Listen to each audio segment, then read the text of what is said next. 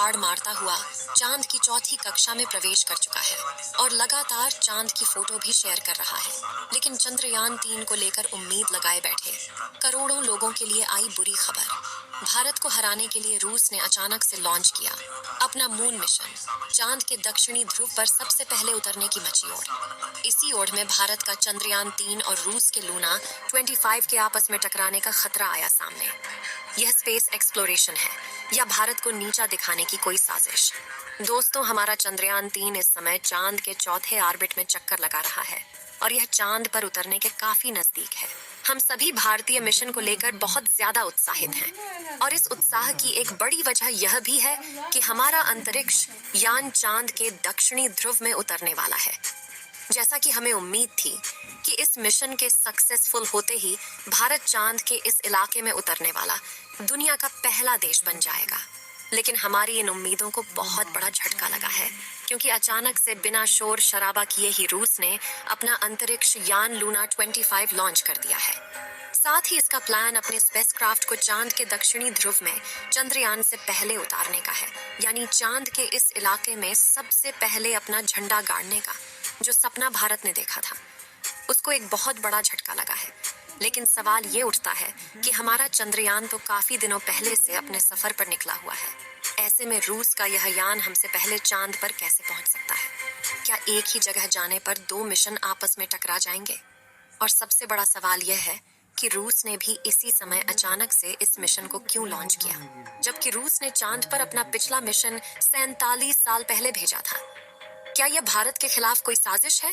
इन सभी सवालों के जवाब हम आपको आज इस वीडियो में देने वाले हैं, इसलिए वीडियो को अंत तक जरूर देखिएगा। आप देख रहे हैं जीके दृष्टि यूट्यूब चैनल। दोस्तों, जैसा कि हम सबको पता होगा, हमारे चंद्रयान 3 ने 14 जुलाई के दिन चांद पर पानी की खोज करने के इरादे से उड़ान भरी थी और जब से यह मिशन लॉन्च हुआ है, इसरो ने कई कीर्तिमान स्थापित किए हैं। फिलहाल अगर बात करें तो पृथ्वी के ऑर्बिट को कंप्लीट करके और ट्रांसलूनर ऑर्बिट को पार करते हुए हमारा चंद्रयान 3 लूनर ऑन ऑर्बिटर में चांद के चक्कर लगा रहा है। इसरो की प्लानिंग के मुताबिक 16 अगस्त को चांद की 5वीं कक्षा पूरी करने के बाद इसकी डी ऑर्बिटिंग स्टार्ट करनी है और उसके बाद हमारा विक्रम लैंडर अपने रोवर और बाकी दूसरे उपकरण लेकर बड़ी ही सावधानी से 23 अगस्त के दिन चांद की सतह पर उतर जाएगा। अब उम्मीद तो सभी को यही थी कि इसकी सॉफ्ट लैंडिंग के साथ ही भारत चांद के दक्षिणी ध्रुव में उतरने वाला पहला देश बन जाएगा और यह एक बहुत बड़े गर्व की बात होती। लेकिन रूस की स्पेस एजेंसी रॉसकॉस्मॉस ने भारत की उन उम्मीदों पर पानी फेरने वाला काम किया है। जैसा कि हमने बताया, रूस ने ना कोई ढोल नगाड़ा पीटे बल्कि बड़े ही शांति से अपने लूना 25 मिशन को लॉन्च कर दिया है और रॉसकॉस्मॉस के प्लानिंग के मुताबिक उनका ये स्पेसक्राफ्ट चांद से पहले चांद के दक्षिणी ध्रुव पर उतर जाएगा। अब यह सब कैसे पॉसिबल होगा और क्या रूस ने सिर्फ भारत को पीछे करने के लिए मिशन लॉन्च किया है?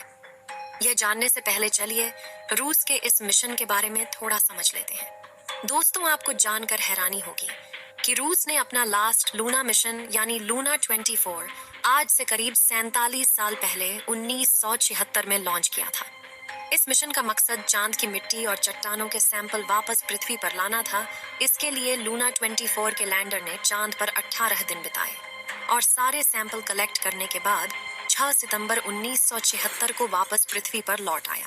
रॉसकॉस्मॉस का यह मिशन पूरी तरह सक्सेसफुल रहा था, लेकिन इसके बावजूद 47 सालों तक उन्होंने अपना कोई भी मून मिशन लॉन्च नहीं किया और अब अचानक से उन्होंने अपना यह मिशन लॉन्च कर दिया है।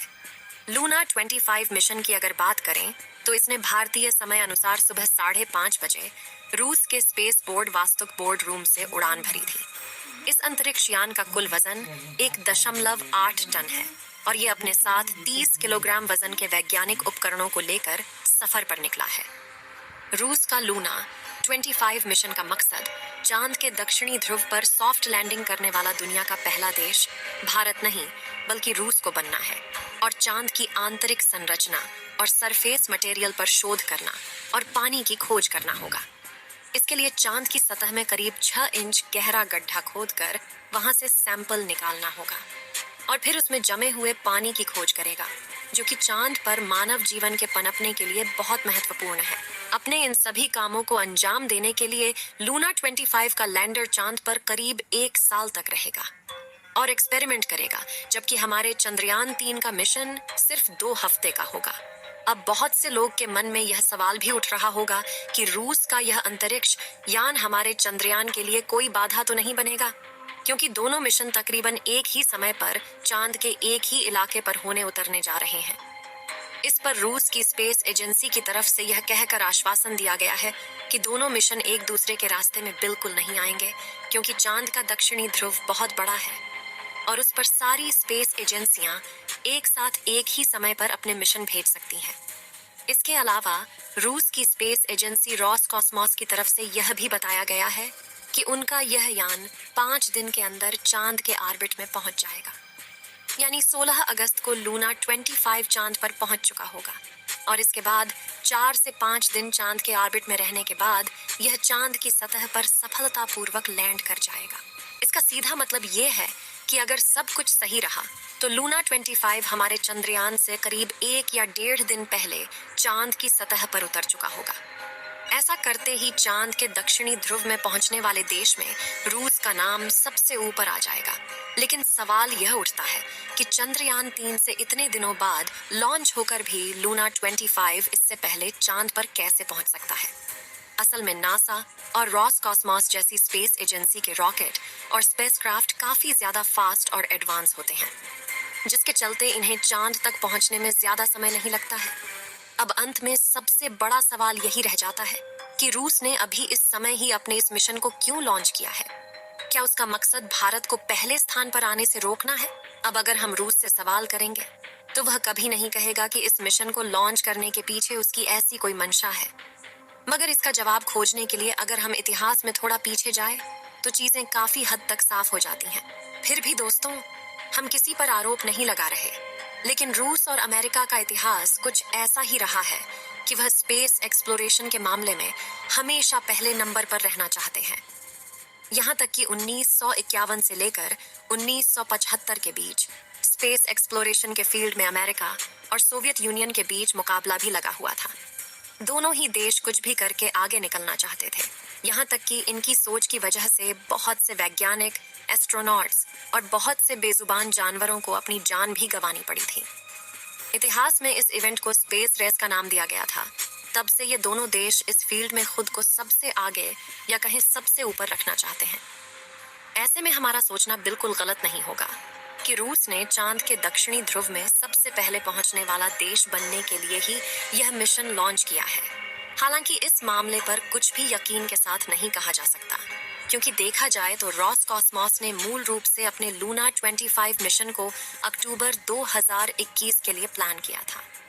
बल्कि इतिहास में थोड़ा और पीछे जाकर देखें तो पता चलता है कि ये मिशन अलग अलग कारणों के चलते करीब 25 सालों से डिले हो रहा था। यानी ऐसा नहीं है कि रूस ने भारत को पीछे करने के लिए ही अभी ताजा कोई मिशन बनाया है। यही वजह है कि इस मामले में खुले तौर पर कुछ भी कहना उचित नहीं होगा। लेकिन सच्चाई यही है कि रूस के प्लान में अगर कुछ गड़बड़ी नहीं हुई तो भारत अब चांद के दक्षिणी ध्रुव पर उतरने वाला दुनिया का पहला देश नहीं बन पाएगा। आपको क्या लगता है, क्या रूस ने यह रिकॉर्ड अपने नाम करने के लिए जानबूझकर इस समय लूना 25 मिशन लॉन्च किया है? अपना जवाब कमेंट के माध्यम से जरूर शेयर कीजिएगा। चलिए दोस्तों, इस वीडियो को यहीं पर खत्म करते हैं। इस वीडियो को एक लाइक जरूर करें और अपने मित्रों तक इस वीडियो को शेयर करें ताकि उन्हें भी जानकारी मिल सके, और अपने भरोसेमंद चैनल को सब्सक्राइब जरूर करें और बेल आइकन को ऑल पर सिलेक्ट करना बिल्कुल ना भूलें। मिलते हैं किसी और नॉलेजेबल वीडियो के साथ।